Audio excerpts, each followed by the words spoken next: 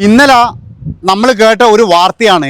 അതായത് അമ്മ 12 വയസ്സുകാരനായ മകനെ അമ്മയും അമ്മയുടെ ആൺ സുഹൃത്തും ചേർന്നിട്ട് അമ്മയുടെ അടുത്ത് കിടക്കുന്നു. അപ്പോൾ ഇവനെന്തോ ആവശ്യമുണ്ടായിരുന്നു, അതുകൊണ്ട് തന്നെ ചെറുക്കനോട് പോയിട്ട് വേറെ റൂം കിടക്കടാന്ന് പറഞ്ഞു.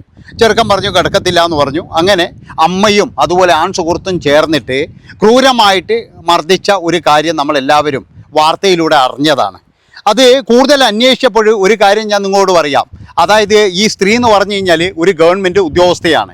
അതുമാത്രവുമല്ല, ഒരു യൂട്യൂബ് ചാനൽ രാവിലെ മുതൽ വൈകുന്നേരം വരെ വന്നിട്ട് കുട്ടികൾക്കും സ്ത്രീകൾക്കും കൊണയടിക്കുന്ന ഒരു വ്യക്തിയാണ്. അപ്പോൾ ഇവർ എന്ന് പറഞ്ഞാൽ ഒരു ഫെമിനിസ്റ്റും കൂടിയാണെന്നാണ് എനിക്ക് തോന്നുന്നത്. അപ്പോൾ ഇവരുടെ പരിപാടി എന്താ വെച്ച് കഴിഞ്ഞാൽ അവിടെയുള്ള ഏതോ ഒരു ചെറുക്കനെയും കൂട്ടിയിട്ടാണ് നടക്കുന്നത്. അവന് 10-24 വയസ്സേ ഉള്ളൂ. ഈ തള്ളക്കാണെങ്കിൽ എന്ന് പറഞ്ഞു കഴിഞ്ഞാൽ 37 വയസ്സുണ്ട്. ആലോചിച്ച് നോക്കണം നിങ്ങൾ. ഭർത്താവിനെ 2021 കളഞ്ഞതാ. കളഞ്ഞു കഴിഞ്ഞതിന് ശേഷം എന്ന് പറഞ്ഞു കഴിഞ്ഞാൽ ഗവൺമെൻറ് ജോലിയുണ്ട്, അത്യാവശ്യം ഈ യൂട്യൂബ് ചാനലിൽ നിന്നും കിട്ടും.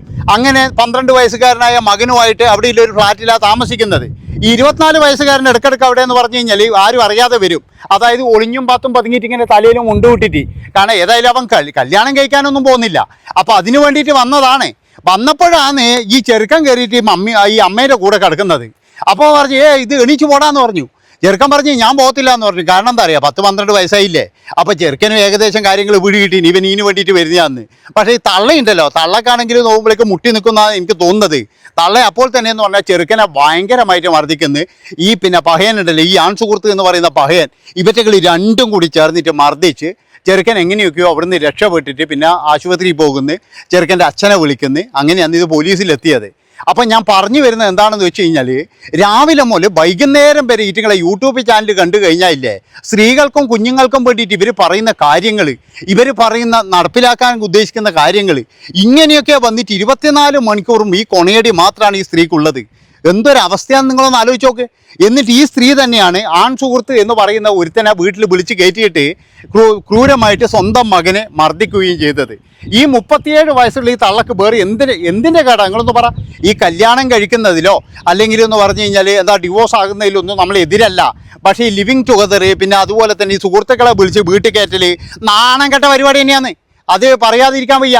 എല്ലാവരും പറയുന്നതല്ലേ ലിവിങ് ടുഗദറായ എന്താ നാണം കെട്ട പരിപാടി തന്നെയാണോ, മനസ്സിലായ? ലിവിങ് ടുഗദർ എന്ന് പറഞ്ഞിട്ട് കുറേ എണ്ണം ഉണ്ട്. അതിൽ നല്ലത് എന്താണെന്നറിയാം, ഈ ബസ് സ്റ്റാൻഡിൻ്റെ പുറകെ കുറേ എണ്ണം പോയി നിൽക്കുന്നില്ലേ, അതേപോലെ പോയി നിൽക്കുന്ന ഏറ്റവും നല്ലത്. അത് പിന്നെയും കുറച്ചും കൂടി അന്തസ്സ് നിൽക്കുന്നതേ ഞാൻ പറയുള്ളൂ.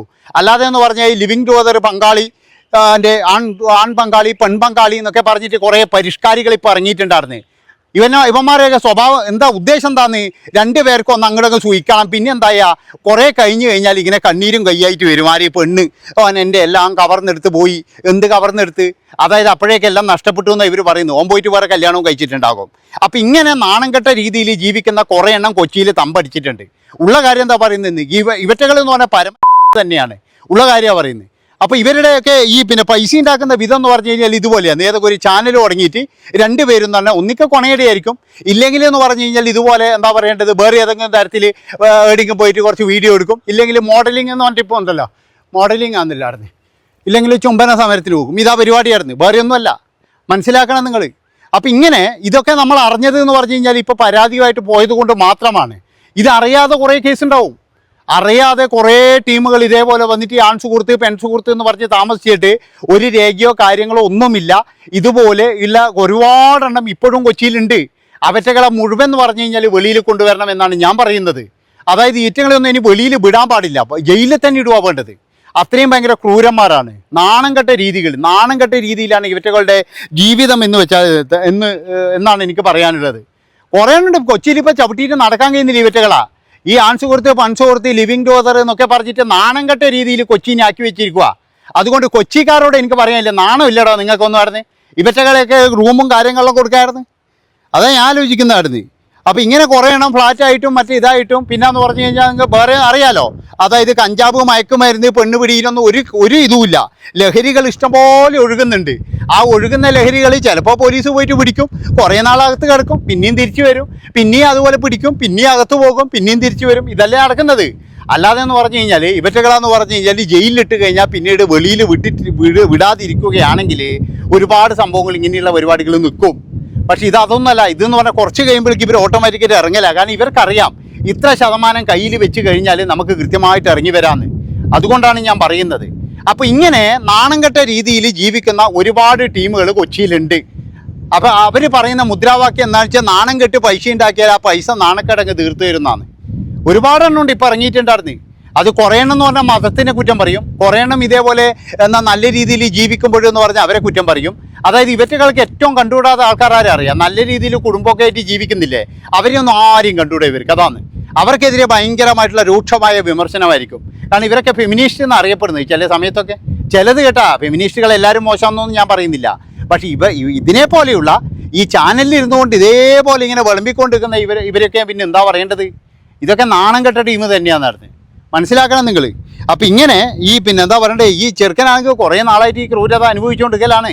പിന്നെ ആരോടും പറയാണ്ടിരുന്നാന്ന് എനിക്ക് തോന്നുന്നത്. ഏതായാലും ഇത് ഭയങ്കരമായിട്ടുള്ള ഈ തള്ളാന്ന് പറയുന്ന സാധനമില്ലേ, ശരിക്കും രാക്ഷസീനെ പോലെ പെരുമാറിയതെന്നാണ് എനിക്ക് തോന്നുന്നത്. അതായത് അവരെ പ്രശ്നം എന്ന് പറഞ്ഞു കഴിഞ്ഞാൽ അവർക്ക് മുട്ടി നിൽക്കലാന്ന്, ഈ സുഹൃത്തിനെയും കൊണ്ടാണ് കയറി വന്നിരിക്കുന്നത്.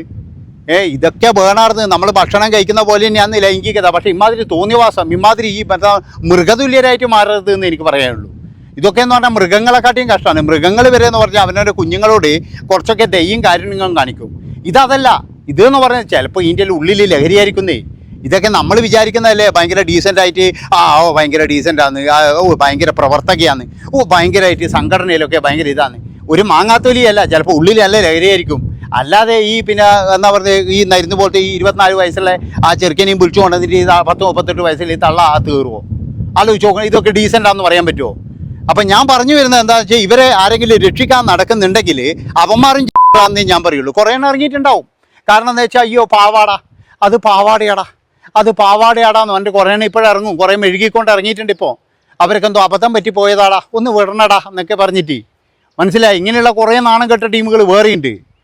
അതുകൊണ്ട് ഞാൻ പറയുകയാണ്, ആ തന്തയോട് പറയുകയാണ്, അതായത് ഒരു കാരണവശാലും നിങ്ങൾ ഇതിന് പിന്തിരിഞ്ഞോടാൻ പാടില്ല. കൃത്യമായിട്ടെന്ന് പറഞ്ഞു കഴിഞ്ഞാൽ കേസ് എടുത്തിട്ട് നിങ്ങളെ ജയിലിലിടുക തന്നെ വേണം. ഇപ്പോഴും ജയിലിൽ തന്നെയാണ് ഉള്ളതെന്നാണ് എനിക്ക് തോന്നുന്നത്.